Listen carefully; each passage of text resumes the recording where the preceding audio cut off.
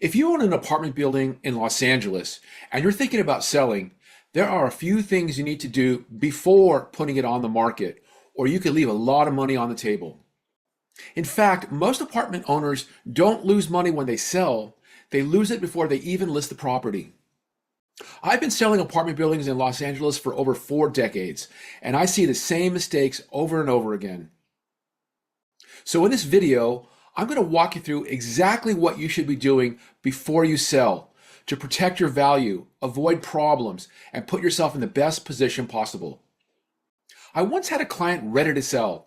Everything looked fine, but when I pulled a title report, we found over $300,000 in state and federal tax liens. That would have completely derailed the sale if we didn't catch it early. So let's start with the first and probably most important step most owners overlook. The first thing you need to do before selling your building is think strategically. Selling a property is a big decision, and before you even worry about price, marketing, or anything else, you need to get clear on one thing. What's your end goal? Are you tired of managing tenants, dealing with repairs, maintenance, and dealing with rent control? Are you thinking about retiring or maybe moving closer to your family? Or do you just want to take advantage of where prices are right now, cash out, and simplify your life a little bit? Because every one of those situations leads to a different strategy. Now, the second part of this is understanding your numbers. What is your building actually worth in today's market? How much are you going to net after expenses and taxes? And most importantly, what are you going to do with that money once you sell? I can't tell you how many owners rush into selling and they haven't really thought that part through.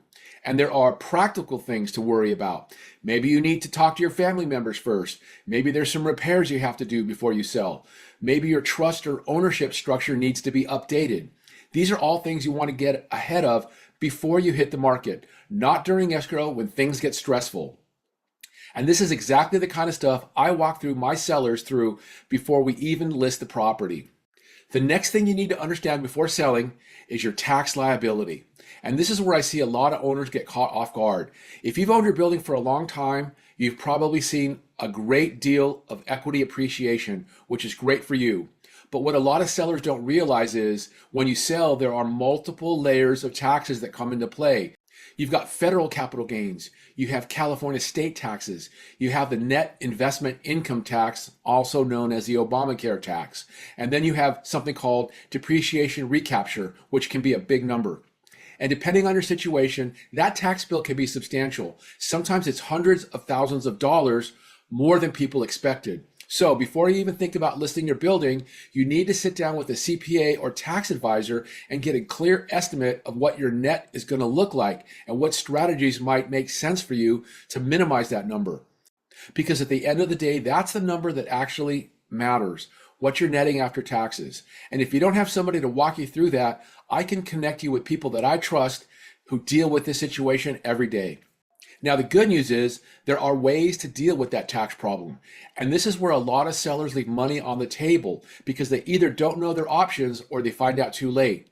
Most people have heard of a 1031 exchange, but in a lot of cases, especially if you're tired of managing property, buying another building isn't always the best fit, especially if you're senior and you want to retire from property management. Now, there are other options. For example, some sellers move into professionally managed commercial investments through something like a Delaware statutory trust, where you can still receive income, but without the day-to-day management, and you defer your capital gains taxes.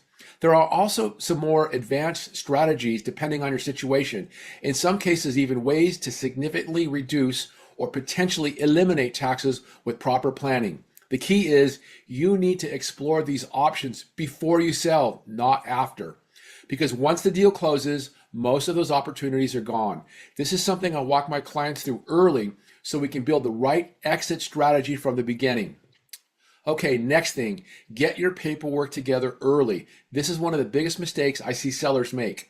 They decide to sell, we put it on the market, Everything's cool. We go into escrow. Then all of a sudden, they're scrambling to find leases, rent rolls, and basic information.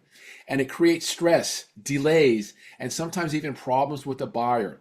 So here's the reality. Buyers are going to want to see everything: your rental agreements, your tenant applications, rent increase notices, copies of your utility bills, a current rent roll, year-to-date profit and loss statement, your LAHD rent control registration, insurance information, mortgage info, service contracts like landscaping, pest control, laundry, and any repair or maintenance records you have, and any information on capital improvements you've done over the years. Now that might sound like a lot, and it is, but if you start organizing before you go on market, the entire process becomes a lot smoother. You look more organized, buyers have more confidence, and it helps keep your deal on track. The worst time to be looking for paperwork is when you're already in escrow and under the gun to get everything handled for the buyer. If you own rental property in Los Angeles and you're dealing with SCEP, REAP, tenant issues, or rising costs, you're not alone, and you need to understand your options. I put together a landlord website and a landlord guide to SCEP and REAP inspections to walk you through all of your options. Go to DerrickRuiz.com, scroll down to start here, and choose your situation. Whether you want to sell an apartment building, you're dealing with SCEP inspections, REAP violations, you want to know about tenant laws and evictions, you want to know more about insurance and rising costs and what you can do, how to avoid habitability and liability risk. If you want to know more about the Section 8 lawsuits and stuff that's happening, go here. And if you want more information on rent control and tenant restrictions, check out this information on my website. Very helpful for landlords. And let's get back to the video.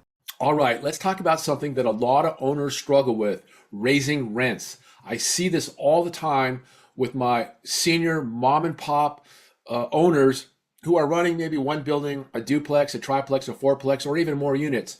You got good tenants. They pay on time. They've been there for years. And honestly, you like them. They treat you well and you treat them well. So you don't raise the rent, or you only raise it every other year. And look, I get it. Those are all valid reasons. A lot of my sellers tell me, Derrick, I like my tenants. I like the stability. They pay on time. I don't want to upset the apple cart.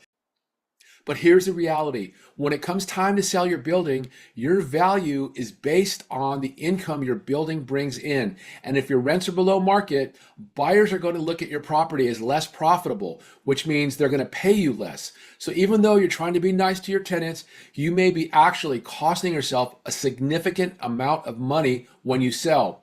Now, I'm not saying go in and aggressively raise rents across the board, but you do want to be strategic. If tenants are due for increases, you should seriously consider bringing those rents closer to market value, within the legal limits, of course, because at the end of the day, your income drives your value. Now in Los Angeles, if you have an RSO property, currently you can only raise them 3%. If you are not under LA RSO and you're under AB 1482, the California rent control law, you can probably raise your rents between 5 to 8%. And remember, your value determines what you walk away with when you sell. So you want to get those rents up so you can get the most for your property when you sell. All right, now let's talk about vacancies and tenant relocation. This is a big one. A lot of buyers, especially here in Los Angeles, prefer properties with as many vacancies as possible. Why? Because vacant units give them options. They can renovate, they can re-rent at market rates, or even move into a unit themselves, or rent it to a family member. Now on the flip side, if you have tenants paying well below market rents, that can actually limit your buyer pool and affect your price. So in some situations, it makes sense to think about tenant relocations before you sell. Now, I want to be clear, this has to be handled very carefully and within the limits of the law.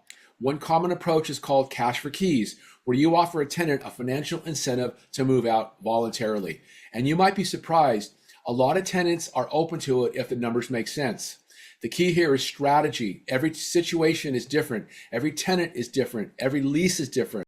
I've approached tenants with a cash for keys offer for my listings over the year. You'd be surprised how many tenants were hoping for that scenario because they knew the seller was selling.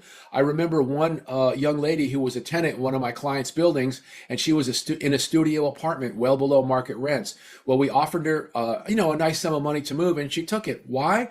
Because even though she was paying below market rents, She wanted to move in with her boyfriend. She wanted to get a dog, and she wanted to have a little yard for the dog. So they had already been kind of scoping out apartments, I think 1 bedroom or 2 bedrooms with a little yard for their dog. So the timing was perfect. She took her offer, she vacated quickly, and everybody was happy.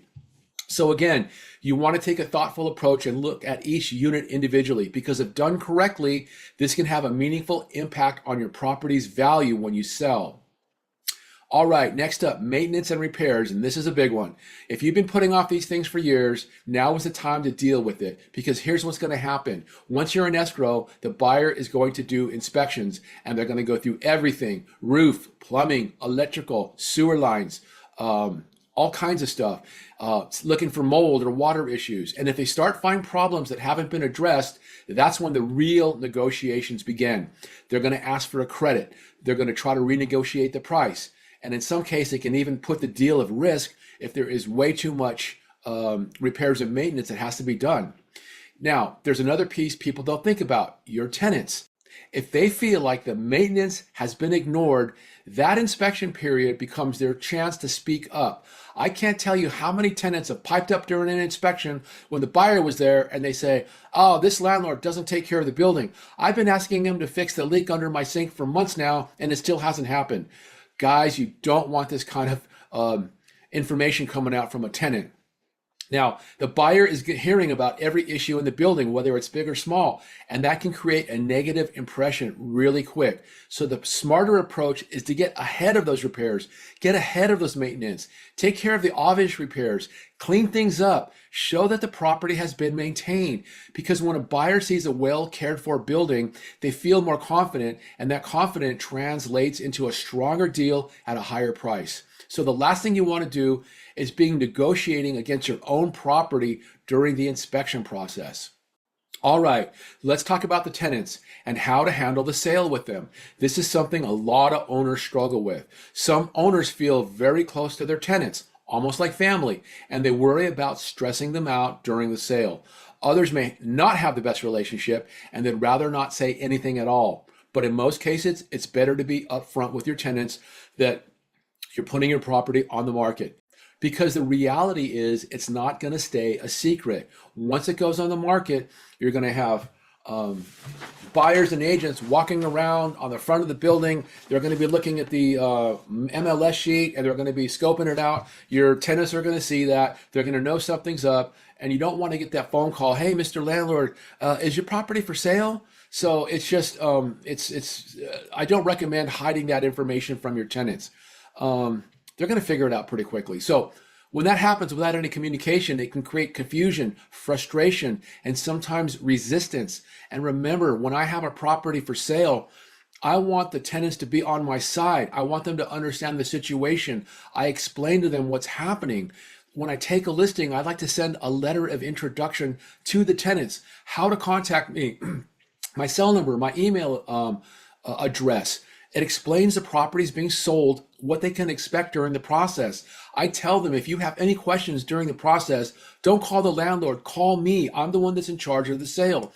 I also tell them, we're not showing your units during the process. We're not going to show the unit until we have an accepted offer. So you don't have to worry about me calling you to go show the property to buyers. That's not how it works in Los Angeles. The term is inside with an accepted offer. That alone makes a big difference. When tenants feel informed, things go smoother. But when they feel like they're being kept in the dark, that's when you can run into issues during inspections and showings to the buyer. So communication up front can save you a lot of headaches later. All right, this one sounds simple, but it's super important. Make sure you have all your tenant information, keys, and access sorted out. I need a complete contact list for every tenant, phone numbers, email addresses, everything. Because during the process, we're going to be coordinating showings, inspections, and access, and clear communication is critical. I also need you to have all keys for the units, gates, garages, laundry rooms, storage areas, and any access codes if there are secured entries. Now, here's when things can get tricky. Sometimes tenants change locks, or access isn't as straightforward as you thought, especially if you don't live near the property and you have longtime tenants. I've seen tenants change locks. It's not uncommon. If you don't want to be figuring it out in the middle of a showing or inspection, Make sure you have all the keys and access. During the listing period, we'll have photography, walkthroughs, my pre-inspection, and then once you're in escrow, there will be even more access needed for inspectors, appraisals, walkthroughs, all that stuff. So the more organized you are up front, the smoother everything goes. This is one of those small details that can turn into a big problem if not handled properly. All right, next, title issues. This is one that can catch people completely off guard. Before we go to market, one of the first things I do is order a preliminary title report. And what that does, it shows us everything tied to the property, loans, any liens, ownership history, or anything else that can affect the sale. Because here's the reality. Sometimes there are title issues or liens that you have no idea are on the property. It could be an old lien. It could be somebody that's still on title, like your ex-wife or ex-husband that you thought were already removed, but it wasn't handled properly. It could be a citation or something. I've even seen loans that were paid off for years end up on a title report. I see that with a lot of inherited properties, by the way, where somebody passed, the son or daughter or the kids inherited the property, but after the years, the ownership was not fully transferred properly to the new owners, which were the kids. Now, the good news is most of these issues can be resolved easily. I've dealt with situations where something showed up on title and could have delayed the sale, but because we caught it early, we were able to fix things and keep it on track. Because the last thing you want to happen is you're in escrow, ready to close, and then you find out there's a title issue that delays everything. So this is something I always want to handle up front, identify it, fix it, and keep the transaction moving smoothly. All right, let's talk about you choosing the right broker. One of the most important decisions you're going to make when selling your building is choosing the right broker, because not all brokers are the same, especially when it comes to complicated apartment building sales in the city of Los Angeles with all the rules and regulations and rent control laws. You want somebody who specializes in multifamily properties like myself, not somebody who primarily sells single family homes and occasionally just happens to take on a few apartment listings here and there. Because selling an apartment building is a completely different skill set. It involves understanding income, expenses, cash flow, and valuation, but also how buyers think, how agents think, how deals are structured, how to navigate the complicated process of selling a rent-controlled building in Los Angeles from start to finish.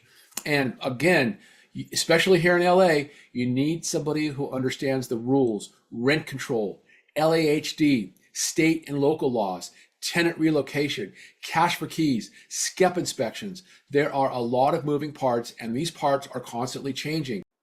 So you really need a broker who's really plugged into all of this and stays on top of it, because if not, it can lead to mistakes that cost you time, money, or even the deal.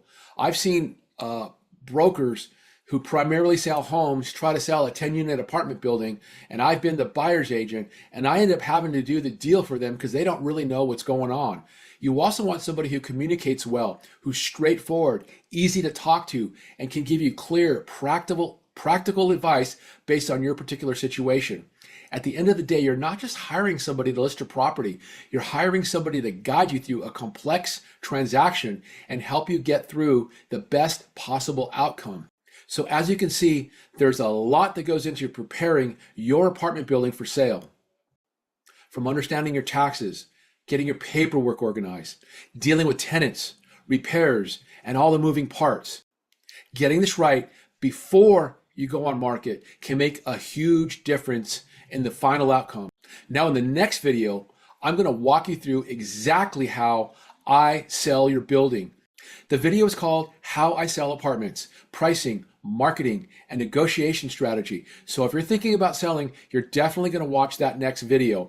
And if you want to talk about your specific situation, feel free to reach out to me. I'm here to help. We can have a private conversation about your specific situation. I'll have some good real world solutions to whatever you're trying to accomplish. Thanks for watching. This is Derrick Ruiz with eXp Realty. I look forward to talking to you soon. Thanks a lot.